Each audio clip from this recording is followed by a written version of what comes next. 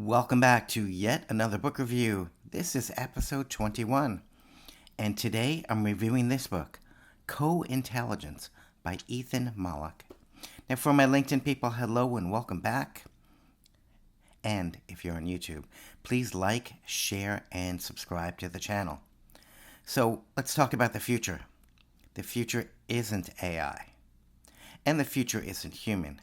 It's humans and AI working together as co-workers, as collaborators, and as the book says, as co-intelligence.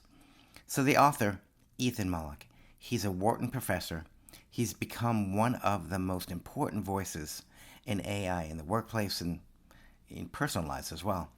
Now, the book Co-Intelligence argues that AI is not a replacement for humans, which I've been saying for a long time. Instead, it's a new kind of partner, what he calls a kind of alien mind. So the challenge is not to fear it, but to align it with humans and human judgment and values, and to learn how to collaborate with it.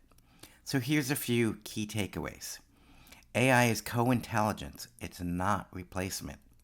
AI can mimic human abilities, but it doesn't think like a human, and actually, it doesn't think at all. It simply predicts. The author frames it as an, quote, alien mind, unquote. It's useful, powerful, but very different. The real opportunity is in combining AI's capabilities with human judgment and our own capabilities.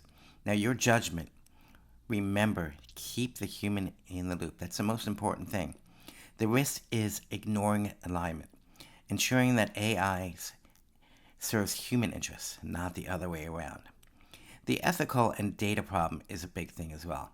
So AI is trained on massive amounts of data, and that's often scraped without permission, by the way. But it carries human biases with it. This means that outputs can reflect discrimination, errors, exploitation, or simply the wrong information. Add in risks like now deepfakes and jailbreaking prompts, and the author stresses the need for stronger standards and ethical guardrails, which I think a consensus is on the way. Now, the four roles of co-intelligence, in other words, the four guiding principles for working with AI as a partner, include always inviting AI to the table. So experiment with it, explore with it, innovate with it, use it. But be the human in the loop. It's your judgment matters as much, if not really more, than the data. Treat AI like a person, but remember, it isn't a person, so guide it and train it. But don't overshare, especially personal information, and don't confuse it with the human, no matter how nicely it talks to you. Now, assume today's AI is the worst you'll ever use, except for Siri. It will only get better, of course. So, learning how to use AI now is an investment in your future. And AI is like a person, sort of. Unlike traditional software, AI is unpredictable. You can ask the same prompt twice and get totally different answers, which has happened to me. That's a strength and a weakness. But you need to use the right words, the right prompts, and the right guardrails to keep AI productive. And there's been a lot of failed chatbots that have shown us otherwise. So AI is a creative force. However, it doesn't know anything. It just predicts. But by connecting ideas in unexpected ways, it can generate truly novel concepts. That's how humans invent, too. The author suggests AI might already outpace humans in creativity, at least by volume, and maybe in some cases quality. This raises both an opportunity and an anxiety. AI can help us innovate, but may also out-invent us in some fields.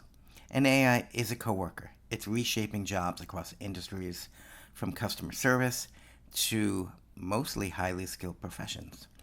The good news is that it often helps the lowest performers the most by filling knowledge gaps and skill gaps. But it can also threaten expertise in the long run, since over-reliance might mean that fewer humans are being trained as future experts.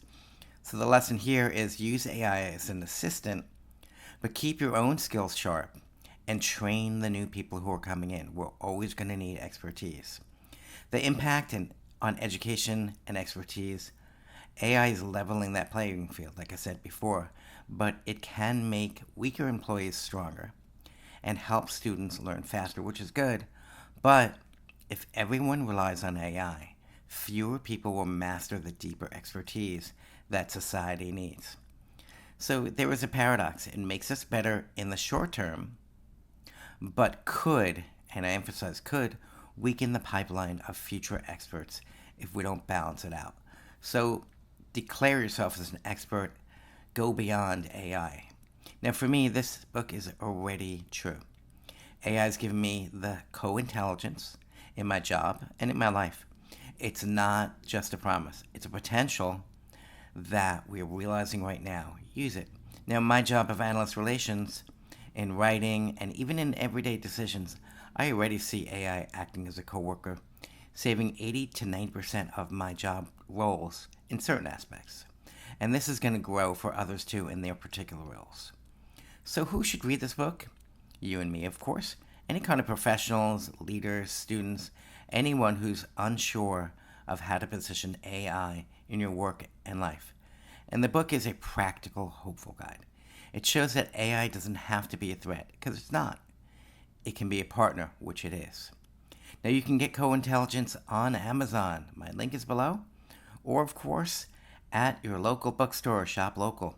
Now, as an Amazon affiliate, you pay nothing more, but you do help to fund this channel and my book addiction. That's how I buy books.